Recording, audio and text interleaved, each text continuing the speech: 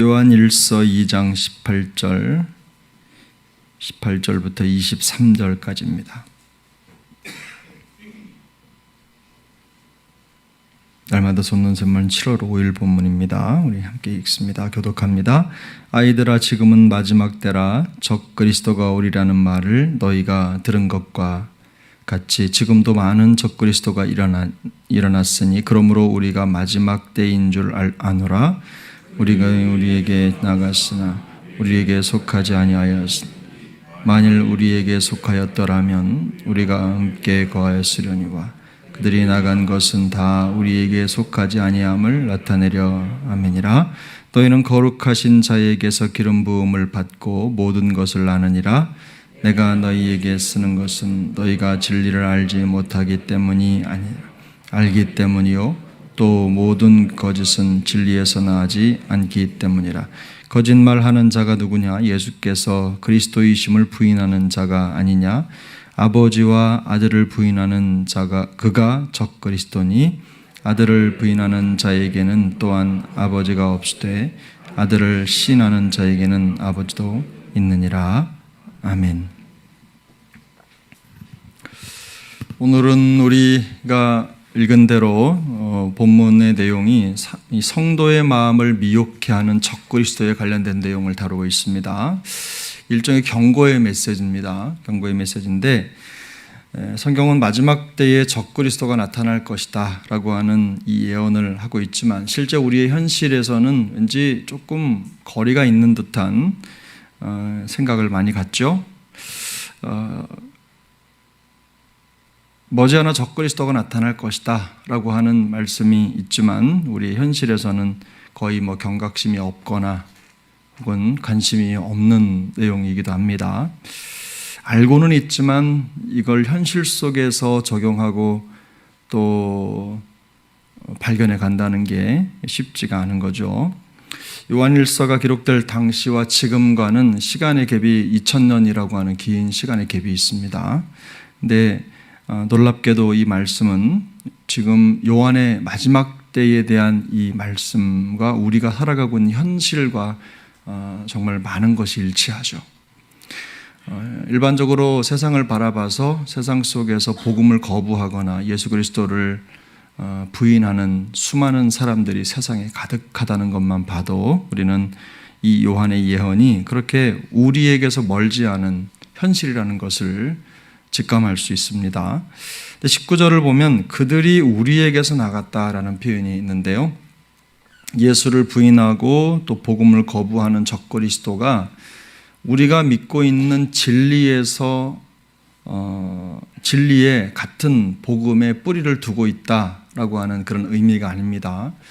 단지 우리에게서 나갔다라고 하는 것은요, 이 공동체 안에 그런 존재들이 섞여 있다라는 의미입니다. 그래서 사도 요한은 그 다음 구절에 우리에게 속하지 아니하였나니 라고 연이어서 말을 하는데 이걸 지극하면 그들은 우리 중에 있지 않았다. 이 말은 뭐냐면 진리를 따르고 사수하고 그 진리의 마음을 쏟는 복음의 마음을 쏟는 우리에 그들이 속해 있지 않다는 뜻입니다. 출발점이 다르다는 뜻입니다. 물론 그 당시의 문화도 충분히 이해가 되고 유대주의자들이나 복음과는 멀리 떨어져 있는 그런 율법주의자들이나 이런 사람들을 일컫는 내용이겠지만 기본적으로 요한이 말하는 적 그리스도의 출현은 진리에서 나온 것이 아니다. 단지 진리와 상관없는 적 그리스도 같은 존재들이 교회 공동체 안에 섞여 있다. 이런 뜻입니다.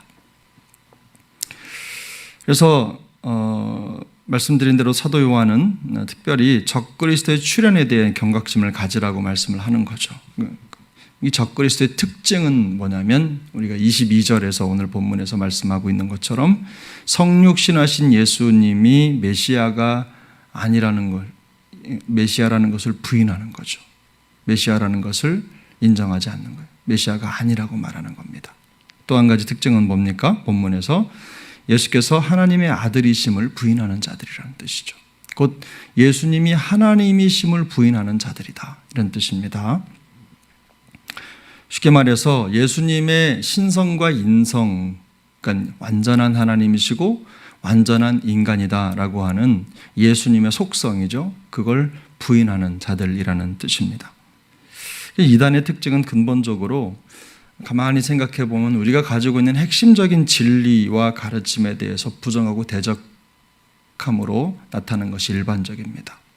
머리로 이해할 수 없는 그런 일들을 분해해서 조금 더 납득할 만하게, 그리고 사람들이 수용할 수 있도록 그걸 고쳐서 많은 사람들의 마음을 미혹합니다. 그러니까 예수님은 완전한 하나님이시며 완전한 인간이시죠.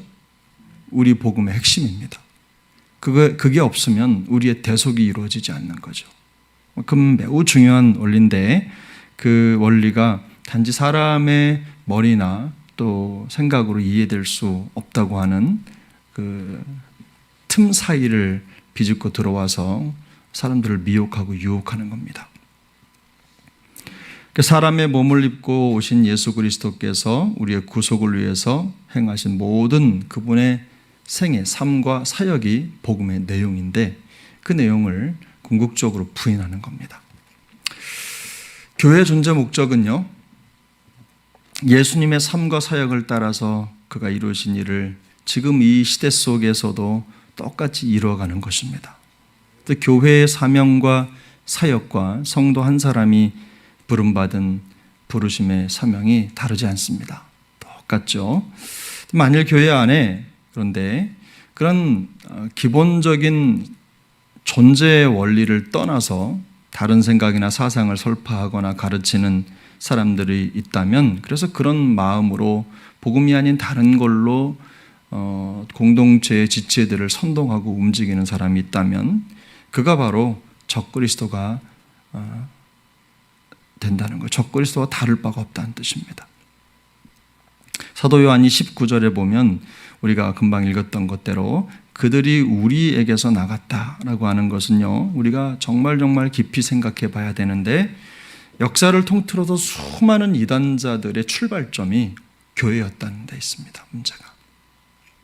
교회 공동체 안에 이런 이단자들이나 사이비가 속해 있었다는 뼈아픈 현실이 우리에게 있습니다. 하나님의 말씀을 가르치고 배우는 일에 마음을 쏟아야 되겠죠? 근데 그렇지 못하고 또 제대로 진리를 깨닫지 못하는 일이 많았기 때문에 성경 교리에 부합하지 않는, 성경 교리를 명확하게 이해하지 못한 채로 우리의 생활 방식이나 신앙생활이 그 진리의 범위를 벗어나는 겁니다. 근데 교회 안에 있으면 마치 내가 구원받아서 하나님의 말씀을 소유한 것처럼 느껴지는 거예요. 근데 이 공동체 테두리가 우리를 구원하는 게 절대로 결단코 아닙니다. 우리가 구원받았다고 하는 거, 하나님이 우리를 택하여 여기를 부르셨다면 우리는요, 그 믿음을 근거로 해서 하나님의 진리를 배우고 익히는 일에 온 마음을 쏟아야 됩니다. 그렇게 되지 않으면 누구라도 교회 안에 있지만 성경하고는 다른 쪽으로 갈 가능성이 매우 높습니다. 우리의 생각, 사고, 행동, 어떤 것이든 성경이 교회에 부여한 진리에 대한 사명을 잃어버리고 다른 쪽으로 망각하고 간다면 그게 바로 다름 아닌 적그리스도의 모습이라는 거죠.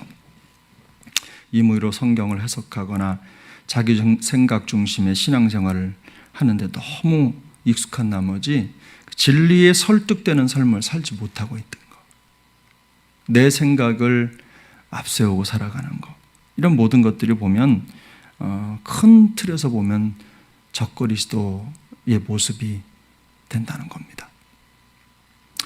사도 바울도 이런 교회 안의 움직임을 간파했습니다. 그래서 외부의 복음을 알지 못하는 사람들에게 복음을 전하기도 했지만 내부에 있는 이미 교회 공동체 안에 들어와 있는 사람들에게, 성도들에게 항상 경각심을 갖도록 깨어있으라고 격려를 많이 하는데요.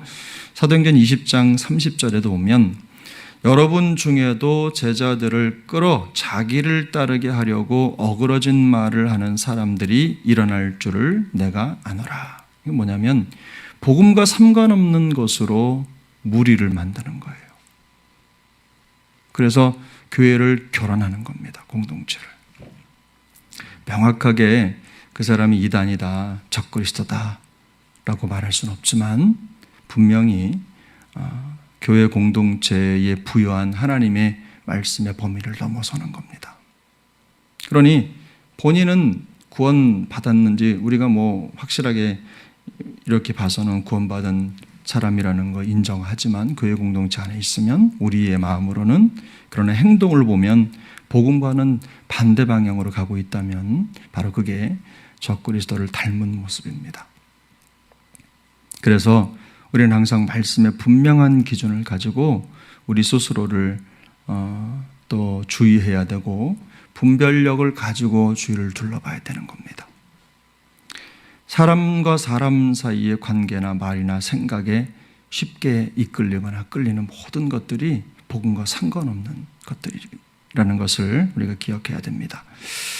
저는 신앙생활을 하다가 때로 힘들고 어렵고 지쳐서 이렇게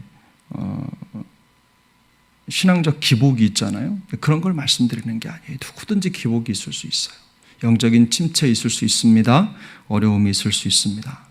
또 그런 분들을 말씀드리는 게 아니에요. 또 교회 열심히 다니다가 또 잠시 동안 신앙생활을 쉬고 있다가 혹은 그런 분들 중에는 교회에 대해서 부정적인 얘기를 할 수도 있고 신앙생활에 대해서 안 좋은 생각을 할 수도 있는데요.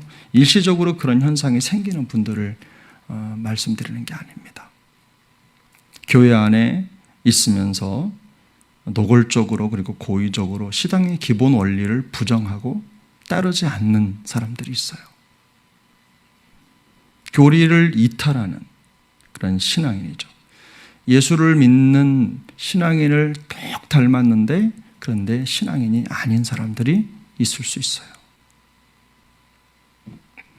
만약에 그런 사람들이 있다면 우리가 말씀의 기준을 가지고 경계해야 된다라는 것을 오늘 본문이 우리에게 일깨워 주는 것입니다. 이런 사도 요한의 경계를 통해서 그리스도를 아는 지식에 더욱더 자라가는 우리 모두가 될 수 있길 바랍니다. 진리의 길에서 이탈한 자들의 그 미혹하는 말 때문에 우리의 마음의 영토가 교란되고 또 정복당하는 일이 없도록 매 순간 기도와 성령으로 깨어있기를 예수님의 이름으로 축복합니다. 기도하겠습니다. 은혜로우신 하나님 아버지 감사합니다. 오늘도 우리에게 말씀하여 주시고 복잡한 세상 정신없이 살아가는 동안에 하나님 우리도 모르는 사이에 진리를 벗어나 또 세상에 속해 있는 것은 아닌지 우리 스스로를 돌아보게 하시고 매 순간 하나님의 말씀 앞에 진리 앞에 또 성령의 인도하심 앞에 마음을 쏟고 또 하나님 이 세상에서 우리의 마음의 영토가 세상의 세속적인 것들에 지배당하지 않도록 성령의 능력으로 붙들어 주시옵소서.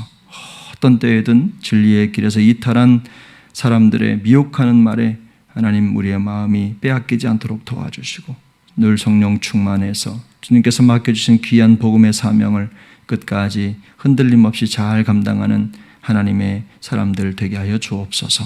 오늘 하루의 여정을 주님 손에 위탁합니다. 하나님 세상을 적시는 빛처럼 우리의 삶의 모든 영역 어디에든 깔려있는 불신앙의 세력들, 공격들을 하나님 우리가 잘 막아낼 수 있도록 도와주시고 정결한 모습으로 살아내며 세상 속에 존재하는 심겨진 하나님의 사람들로 또 흩어진 복음의 능력으로 오늘도 승리할 수 있도록 주께서 역사하여 주옵소서. 동행하여 주시옵소서. 예수님의 이름으로 기도하옵나이다. 아멘. 하늘에 계신 우리 아버지여 이름이 거룩히 여김을 받으시오며 나라가 임하시오며 뜻이 하늘에서 이루어진 것 같이 땅에서도 이루어지이다. 오늘 우리에게 일용할 양식을 주시옵고 우리가 우리에게 죄 지은 자를 사하여 준 것 같이 우리 죄를 사하여 주시옵고 우리를 시험에 들게 하지 마시옵고 다만 악에서 구하시옵소서. 나라와 권세와 영광이 아버지께 영원히 있사옵나이다. 아멘.